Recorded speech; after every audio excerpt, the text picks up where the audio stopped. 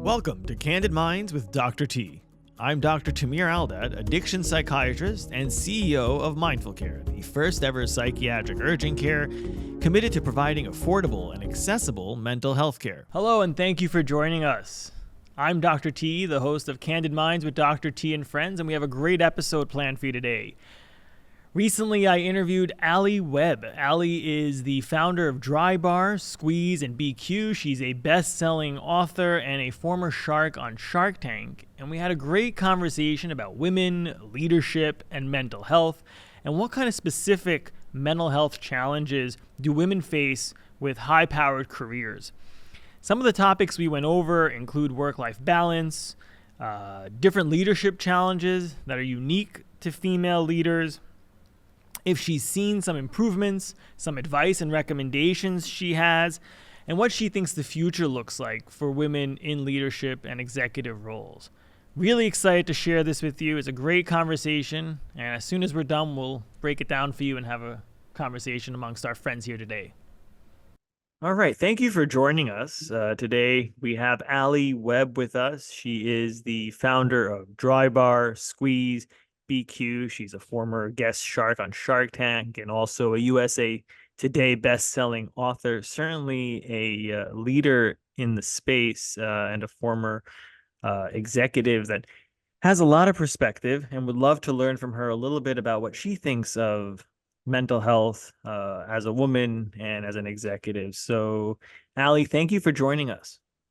Thanks for having me. I definitely have a lot of opinions on mental health. Awesome. And I'm excited to hear them. And I know our listeners have tuned in eager to hear your perspective. Having worked hard to build these successful companies as a woman and juggling a lot in your life, how do you feel overall when you hear mental health of women in leadership?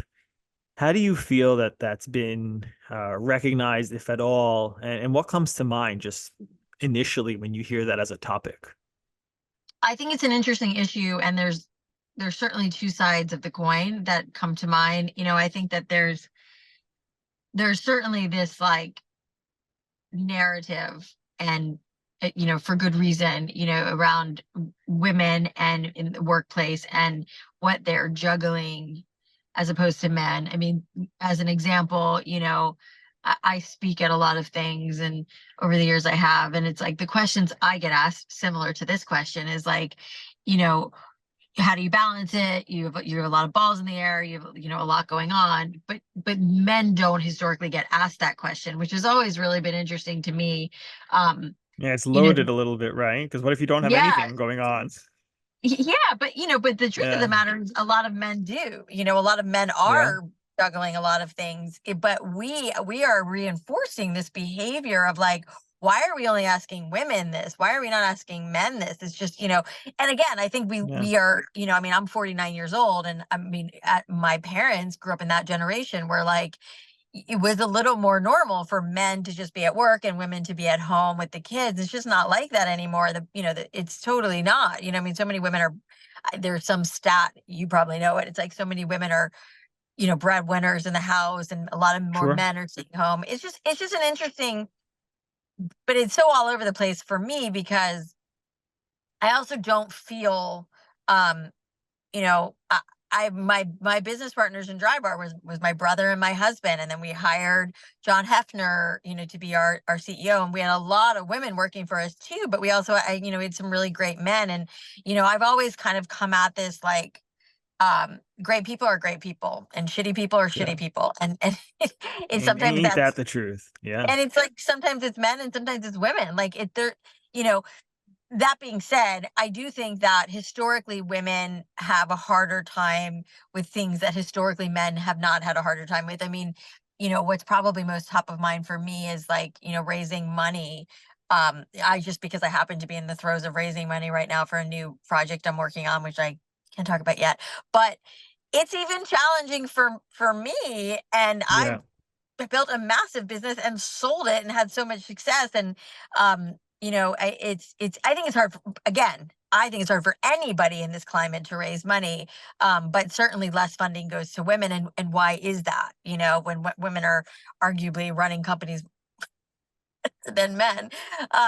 But that, all that being said, I don't know that I completely answered your question. I mean, I think that, as a woman, you just, you just figure it out. I mean, that's kind of how I think about it, is like, I really, you figure out how to like make it all work. And I was just speaking on something recently and someone's like, do you believe that you can have it all? And I was like, no, not at the same Mm. time anyways. It's like, at least in my experience, I've never had it all at once, from like a happy marriage to like my kids being good, my business being good, me feeling good emotionally, mentally, like that's never all lined up in one day. you know Yeah, so you're what I mean, sacrificing something always somewhere. something. But I think everybody is, Yeah, and I again don't think that's a woman thing. I think that's sure. a human thing. Yeah, I mean, I missed my kid's piano recital Monday, and I had to watch it on FaceTime, which wasn't the same, and caught bits and Yeah, pieces because I was in and out of meetings. Doesn't feel very good, So yeah, even as a guy, we're there are certainly sacrifices. I guess I think I don't think we're at a place yet where women and men face identical challenges in leadership. I still really believe women face different challenges in leadership. I'd like to say they don't and be super optimistic and pretend but it's just not true. I see it myself, and I know it's not the same. And you've kind of said it yourself too. How do you think we should, there are mental health implications to that. yes, How could we support women in leadership to prevent as best as we can the negative mental health consequences, right? Because there's, from what I see, there has to be a level of resilience in women that's different from men, right? You have to, and yeah, you could disagree, but harder it feels like a fight sometimes, right? Where you have to come Mhm. in and if you're in an organization where it's like the boys club and you're the only woman in the boardroom, that's not easy. Right, that's not, Yeah. you got to roll with the punches and laugh at stupid jokes, whatever it is you got to do to do what you got to get where you have to go. That sounds very mentally exhausting. Have you experienced anything like that? Is that real? Is that I mean, just me? I do think that there are a lot of areas where there is 100% that like male, boys club, that women have to penetrate into. And, for better or worse, I think it's like, as a woman, you have to come in really confident and really strong in that environment and not be pushed around. And I think that that's why, do you remember when Sheryl Sandberg launched that book years ago? It was all about like, standing up for what is rightfully yours as a woman. Oh my God, I can't believe I'm blanking on the name. It was a huge success and it was like kind of put her on the map. And I remember Hmm. I didn't even read the whole thing because I started reading it and I was like, yes, of course. Because it was like one of the things that I that stood out to me was like she was talking to women and saying like, if you're working at a company and you're pregnant, they should give you a spot in the front of the building so you don't have to walk more. It's like, of course, like I would ask for that, but I'm like very like ballsy and bold and I'm not afraid to ask for Hmm. that stuff. Where I Right. think women societally are like, I don't know if I should ask for this. I don't know if I should flex this muscle, where men don't even think about that. Men just do it. Yeah. Men talk about money more openly than women, which is something that like I'm trying to change. Like I talk to people all the time about money. And I think that like, so I think it's a little bit incumbent upon women to, take the stand, put themselves on the same level as men, and on the flip side, I think that like men have to understand that like, women are doing really amazing things and arguably are better at you in a lot of areas that you're not, and so I think it's like it almost the pendulum has to swing on both sides. It's like the women have to like step into the authority and and own that. And then, Own and I it. I think was that, just gonna say that you got yeah, maybe you have stop to playing own it. it's like a defensive game versus an offensive game, Yeah. and they almost need to And stop it that can be, the yeah, defense strategy. it's so true. And like, it is intimidating. I've walked into rooms like that and I have been Yeah. intimidated, and I've had to kind of learn it the hard way. Like I tell this story all the time and it's in my book, The Messy Truth. I think there's a whole part about this where I talk about, in the early days of Drybar, and we formed a board, and to your point, and it wasn't like a boys club, but it was all men who were Mm-hmm. seemingly, in my mind, much smarter than me. These guys had gone to like Harvard and Stanford. I didn't even go to college. And I was like sitting in a room with them. I was so intimidated because I forget about the even like male female thing. They were just smarter than me. And I was Mm-hmm. intimidated by that. And I used to like text my brother under the table when I had a question because I was embarrassed to speak up, because this was me 14 years ago. This is not me today. And and my Mm-hmm. brother really helped me with the confidence, because whenever I would text him a question, he'd be like, "That's a great question, you should ask it." And for me, it was like learning how to flex that muscle, and like having somebody believe in me enough to say, like, you know what you're talking about, and even like some of the guys on the board would say the same thing to me, like, you have to own this role that you're in. Like, this was your idea, this was your baby, this is a successful company because of you. And it really gave me a lot of confidence to be like, okay, even if I'm not as book smart, I don't have the fancy degree, but I'm still really smart. And like, and again, I'm just talking about my experience, but like, I really had to own that, who I was in the world. And if I'm perceived as cocky or a bitch, like, who cares? I Who mean, this cares? is Yeah. this is what I have to do to survive in any kind of environment. And I'm not. I'm a soft. I can be very like soft, and I'm always kind, but there's some. I learned how to like flex that muscle more, and I think that's the part for women. And I think, again, I think you have to you want to surround yourself with men who get it, empower you, and trust me, I know the guy you're talking about. I've dodged bullets so many times. I mean, I've been Mm-hmm. in rooms with men who are just so sexist, and I'm like, I want nothing to It's do like with you. like You like like, almost like there's no self-awareness sometimes, you yes, know? I'm like, you don't get to be in my orbit. Like, no, I'm not doing Mm. business with you. Like, I'm not talking to you. I'm not having anything to do with you. I mean, that was, and sometimes that means like walking away from a great deal. I mean, we almost did it. We almost took money from, I won't say the name, but this private equity firm. And, at the last hour, after tons of diligence and tons of blood, sweat, and tears, we walked away from a deal because these were not good guys. And, and it was painful because like we had to start the whole process over. It takes so long and whatever, but it was the right thing to do. And sometimes you have to walk away from a situation when it's just not right, and you're dealing with men and or people who are going to be toxic and not you know build you up and see you as an equal. Yes, And setting those healthy boundaries for yourself.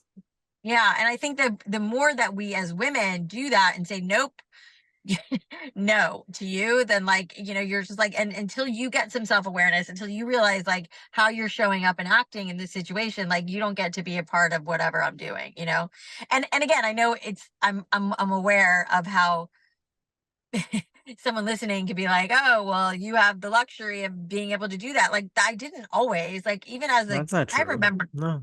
yeah, exactly. And I just like to say it because I am very self-aware, and I worry about like where I'm at in my life and what I've done. But I mean, I remember I was living in New York City when I was in my early 20s. I lived in New York all my 20s. And I remember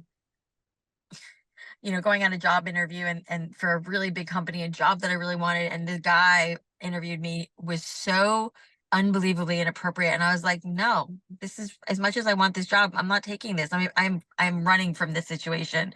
You know, some women wouldn't, they'd be like, oh, Yeah. I really want the job. I really want the opportunity. I'm going to like suck it up. Like, no, and I think that, to your point about Almost like boundaries, that's the price you have to pay to get that job. yeah. And so you have to take Yeah. another path, and like, know that like you can get there another way. And I do believe you can, and I believe there are really great men out there too, which I've experienced largely. So Sure. it's like two sides of the coin. And what about the flip side? In the last 14 years, you've seen a lot, you've come a long way. Have you seen any improvements in the way Ye- women are in leadership and positive, implications? I think 100%. we have grown, Yeah, 100%. I mean, I think that there, if you look around, and I live in LA, and all of my friends are founders of of companies. So for me, I'm very surrounded by it. But I think that women are stepping up far more than they ever have before. and starting companies, and and being in CEO roles, and we have to just keep doing that, and keep showing up, and keep like demanding what, where we should be, and who we are in the world, in the workplace. And and I mean, and then there's like all this craziness that's happening, where we are going backwards in certain areas, that is scary. But I don't know, we got to keep fighting the good fight, I guess. No, yeah, absolutely. I mean, if you had to give one piece of advice to women who are struggling with mental health issues because they're trying to make it in leadership and it's exhausting and they are doing that, they're fighting that fight you're talking about, but it's not always easy. What advice would you give them? I think it's an inside job, and I would say, like, get yourself to a place where you really believe and love yourself. If you're looking for outside out validation all of the time, which I've been guilty of for sure, you're it's like it's just like you're in a spin, and I think that, Mm, like, the more that you work on yourself, the more that you believe in yourself more. And however that lesson comes, I mean, in my case, it's a lot of different things, but I think it started with the story I told about my brother. Like, I had one person who really believed in me and really gave me the confidence. Like, I think we need somebody to believe in us until we can believe in ourselves, and once we and I think that that's like a cumulative effect. It takes a lot of time. It takes a lot of like self-awareness, and going out into the world with this like confidence that, like, I can do it. And if that situation isn't the right situation, so be it, and moving on, and not having anger and bitterness and all of the things that inevitably bring us down, but yeah, I think it really comes back to, like, what we think of ourselves is like what we reflect out into the world. So I think if we don't have like a high enough opinion of ourselves, no one else is going to have that either, or take us seriously. yeah, no, absolutely. I mean, we know the power of self-esteem, self-confidence and self-image. That's why we spend a lot of time with patients that are even in therapy, not just in medication management, with positive affirmations to really get yourself in the right headspace to be resilient, right? And Yeah. that is all really, really wise and powerful stuff. So I appreciate you sharing your thoughts with us and taking some time to connect. Always great to see you. Would love to have you back on the show Yeah, I love anytime. it. And Yeah, it's one of wish my you favorite subjects. oh, awesome. So maybe we'll do a follow up to this. And Yeah, we I do love it. awesome. Great. Well, thank you so much. Hope to see you soon. Yeah, thank you. Have a good one. I'm here today with my good friends Jackie Gilday and Nick Brax to discuss this further and get their opinion on what this really means and how applicable was this conversation. Jackie, reflecting on what we just heard, how do you feel this translates to reality given your experience? Sure. So I found it interesting when she talks about women stepping into authority. I like to think that I have a strong personality and I love being a leader. I love having that ability. But even myself, my experiences stepping into authority is not always accepted. It's not something that people promote. And given the environment you're in, it could be challenging to do that. And so I guess what I could say is it's sometimes easier said than done. And so I've had many fights where I've had to accept that maybe the setting was not for me because I wanted to be able to own it, because I wanted to be a certain leader. And unfortunately, not everywhere supports that. Yeah, it made me wonder if it's one thing to challenge you to rise up and create boundaries and be successful, but then should we also be challenging CEOs and leadership teams to create a space for that, right? Mhm. Where you feel comfortable, you feel safe, you could voice your opinion without fearing some sort of consequence Mm. or retaliation. I don't know if we've created enough of that also, where it actually could be quite risky Mm. to tell people, why don't you speak up?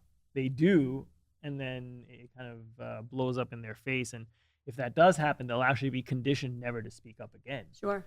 right? So it could be, it's really like twofold. You have to really make sure you have the right environment and then encourage people to rise up. Nick, what were your thoughts when you heard that conversation? Yeah, well, I mean, lots of thoughts coming up, but on the topic you're talking about there with just speaking up in the workplace, I mean, I've seen that time and time again, especially in Australia. I was doing speaking engagements in organizations of sort of all forms of organizations, and you just see these cultures that are embedded and people are scared to talk up.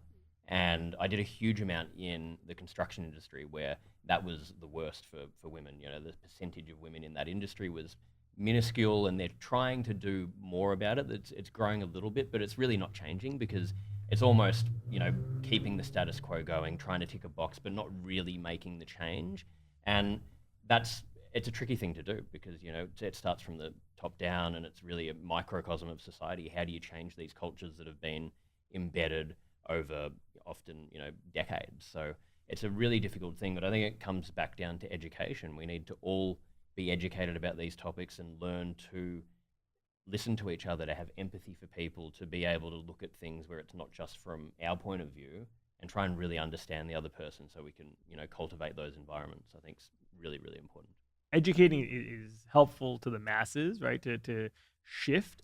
I think on the individual level, reframing also your circumstance and reality is huge just to protect yourself. Whether it's true or not, a lot of times I know when we talk about reframing, a patient or individual might say, but I know for a fact that's not what's going on. But it is protective, right? And being able to cast a little bit of doubt as to, is there another way to define what's going on, to interpret what's going on in a way where you just feel better? That's huge, right? Rather than being very set on this firm belief that I know for a fact that because I'm a woman, I wasn't promoted, or because I'm a woman, I'm not being given the same level of respect, or being set up for failure, which I think a lot of times there are work environments where just opportunities are different, and the ability to rise up in an organization, that roadmap doesn't look the same for everyone in the company, even if they're in the same role. How did you feel professionally where in places you work? Were you set up for success, or have you had times where you felt it was just too challenging and almost like the juice is not worth the squeeze? I think that was probably something I experienced several years ago now, that I had to come to that acceptance of that I was not being set up for success and what that really looked like for me, and understanding that it's okay to walk away when you're able to determine that you're just not being set up to do what you really set out to do. And so I'm not an individual that typically makes excuses. I work very hard for what I have. But when you're not being given the same opportunities, or feel that the people around you are not, you could speak up. You could try to foster that change. But if the change isn't happening, you sometimes have to accept that it's not going to, and you may not be the person that's going to be able to foster it. And that acceptance is very difficult. It's hard to admit that it almost felt like defeat a little bit. It felt like I really wanted to make change for my staff, and I wanted people to remember me as the person that gave everyone an opportunity, but I was not being given that opportunity. And so it's extremely impactful. It's impactful on your overall life and your mental health as a professional as well. But now I am in a setting where that's possible, and I think that makes a world of a difference, is learning to accept what you can change and cannot. And that doesn't mean walking away quietly. That doesn't mean not putting up the good old fight and doing what is right and, you know, protecting staff and advocating. But sometimes you have to advocate for yourself, and sometimes that looks like walking away. Yeah, I wonder if this is really, I mean, traditionally we frame it as a men versus women kind of dynamic. And I wonder if there's also women blocking women. I've seen that. Other genders blocking women. You know, I don't know how much we've shifted from the traditional kind of patriarchal hierarchy that we used to have in corporate America. But have you felt that also professionally you've had women or other genders interfere with your ability to rise up and to be successful? I think that was probably the most disappointing about my experiences, is that I would go to women maybe in power and thought that they would support me and advocate for me. And when they pretty much told me accept it or walk away, it was really defeating, because I felt like we would have success if we fought this together. And then to find that that was the mentality all around, It's not necessarily men versus women. It's toxic work environments. It's cultures that are created that you sometimes just don't have the ability to change. And you've had a successful career in Australia and in the US, kind of going through that experience and being able to juxtapose the two. Do you see differences? I do see differences. I'm not huge ones. I think Australia is very similar to the US in many ways, like a smaller version, but I think we're a little bit further ahead in the mental health side of things, in awareness, in trying to change these cultures. I guess in the agenda and the effort that's being made, the amount of money that's being invested into trying to do that, which is easier in a smaller country. I mean, America's gigantic and it's like a bunch of countries shoved into one country, really. It's more like Europe in that way, where each state, is so different, whereas Australia's, 28 million people. That's much easier to run. So I have seen a difference, but I really like the points both of you guys are making about, I think, what I'm taking out of that is it really just comes down to taking action, doing something. So if we are in a culture where we can't change things, the worst thing we can do is sit there and play the victim. It's comforting to do that because it'll give you a feeling that you're standing up for something and you're getting somewhere, but really you're sort of keeping yourself stuck. So whether it is leaving, whether it is trying to talk to people in the company and try and get them to side with you so you can get that viewpoint across. But I think if we just sit there, and you see this everywhere where people are just playing the victim instead of taking accountability for their own lives. And I don't mean this for the issue on, women in the workplace, just in general. It's such an important thing that we learn to take a bit more of that accountability and try and do something, because it's just, how do you make a change otherwise? Yeah, and actually hearing you say victim reminds me of the trauma triangle, and not to bring the conversation to, I understand that trauma has its place. It's a whole different conversation, but there's the classic trauma triangle where you look at a situation either as the villain, the victim, or the hero, and you constantly keep rotating in your perspective. That for a second you're the victim, then you blame the villain, and then you find ways to rationalize so you're temporarily the hero, and you kind of keep going in circles around this triangle. And breaking through is what you're saying, that they're all different forms of excuses. But what are you doing to be proactive is really important, and kind of emphasizes a lot of the stuff that Alli was saying, that you need to challenge yourself to figure out, well, what is it that you want? What is your North Star? How are you going to get there? And how are you going to take down anyone who's in your way? And having that conviction is huge. And mapping it is probably, if I had to walk away with kind of key takeaway from this conversation, is really mapping it. I don't know. It's easy to sit here and give people advice. You don't know people's situation. You don't know what's at risk and what the consequences are. What if someone spent months or years looking for a job, has a job, it's toxic, but there is a chance they'll lose their job, and here we are telling them, well, just push through thick and thin, and then now they're unemployed, and then so much for us, trying to help people. And it's very easy to feel stuck. I know I most certainly did, but the fact of the matter is you're never stuck. And so I was for a period of time. I had huge responsibilities. I have a family. There was a lot of pressure, but then eventually had to come down to, is this actually going to get me to where I want to be? How is this impacting my entire life? And is this really worth it? What is the end game going to be? And when you start to see that the end game, it's blurry and it's really, the vision is no longer there, that's the time, So I think it's very easy to say, get yourself out, don't have that victim mentality, and you're never stuck. But some people, they feel that they are, and maybe certain circumstances for a period of time you are, but you're in control of your life. And so whether it be looking for that new job or changing your mindset so that if you can't leave because of circumstances, changing your reaction to it and how you're feeling about it goes a long way. And so I don't like to be the person that says, just get out, you could do it, because I didn't. I stayed stuck for a little bit. It was very difficult, and I'm a very strong individual with a great support system, and that's not everybody's walks of life. What would you have wanted your leadership team to do differently for you to be successful in these situations you experienced? I would have wanted them to treat me with respect. I would have wanted them to listen to me. I was the professional. I was hired, obviously, for a reason.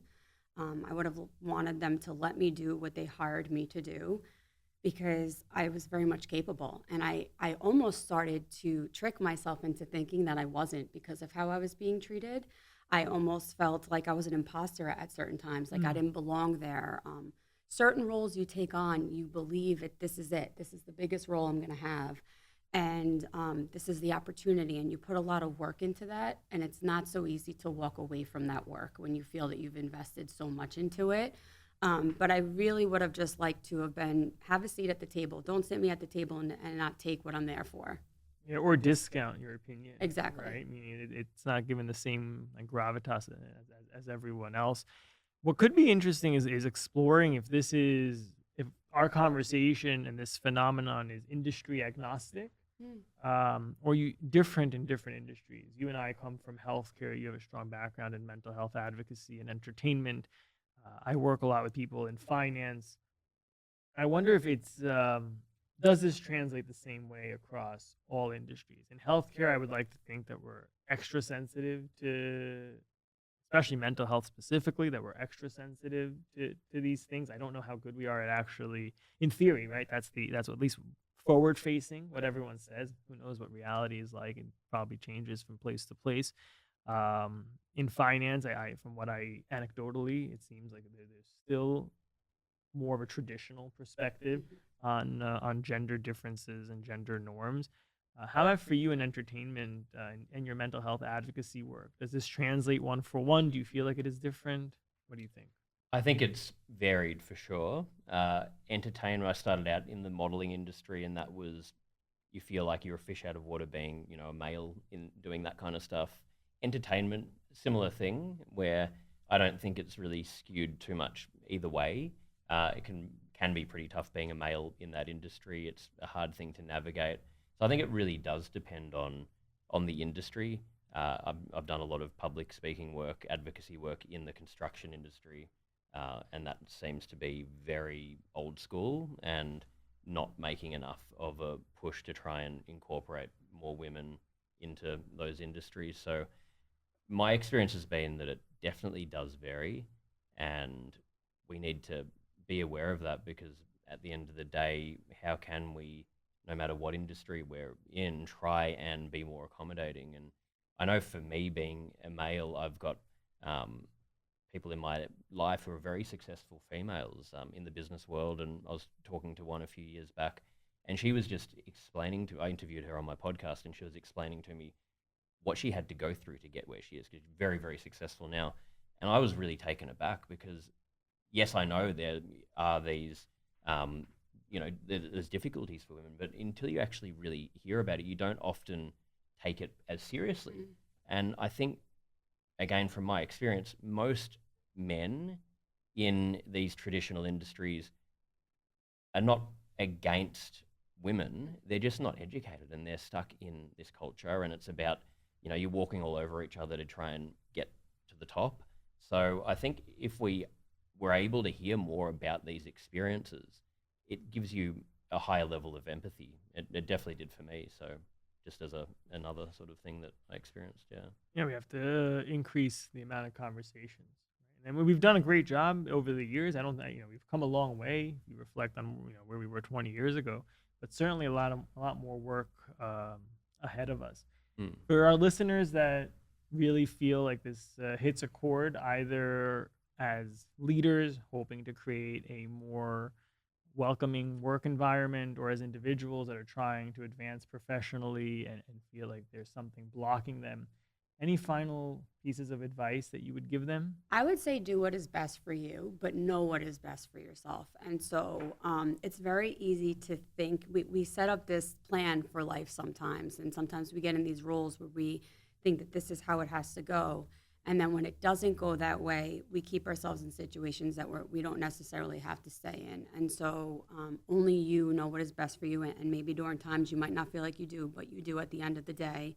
And to stay hopeful, to continue that fight. I'd also like to say that if there is a setting where you are a man and you are seeing this happen, confront it. Don't be just another person sitting at the table allowing it to transpire. And that goes for man, female, whomever you are. is to confront these things, have those uncomfortable conversations, and not be afraid to have the conversations. I think that is what sets my current role apart, is that I know that if I had a certain experience that I've had in the past, I don't think any of the men in this company would sit there and let it happen. I don't think that they would confront it immediately. They'd have a conversation with me. They wouldn't tolerate it. And I want women to know that there are places out there like that will support you and encourage you and give you a seat at the table. Yeah, 100%. No, I think that's so important what you're saying there, and yeah, I pretty much agree with all of those points, and I'd really just reiterate: go, and if you feel stuck, if you don't know what to do, just talk to someone, talk to anyone, because we can often build these stories up in our head. We can get stuck. We can tell ourselves that there's no other option, that we can't get out, that whatever it is. But until we actually talk to someone, so if you don't know where to go anywhere. Go find a therapist. Go online. Are we plugging to make an appointment? That's where I'm getting at here. Yeah, or make an appointment. That's it. Yeah. I'm mindful care. Yeah. No, but I think it's true. Talking to someone is huge. Huge. Anyone, and that is valuable. Being your best advocate is huge. And I would double down on the advice I gave earlier, that take a pen and paper and map it out. I think you need to, where are you? Where do you want to go? What do you have to do to get there? What are the roadblocks? And then stare at that piece of paper for a while. I think it'll be, you'll have revelations. Mm-hmm. You must. So, yeah. Go ahead. What were you going to say? No, I was just saying I love your point. Yeah. Appreciate that. Well, as always, Nick and Jackie, great to have you on the show. I appreciate your insight and your input, and look forward to our next conversation together.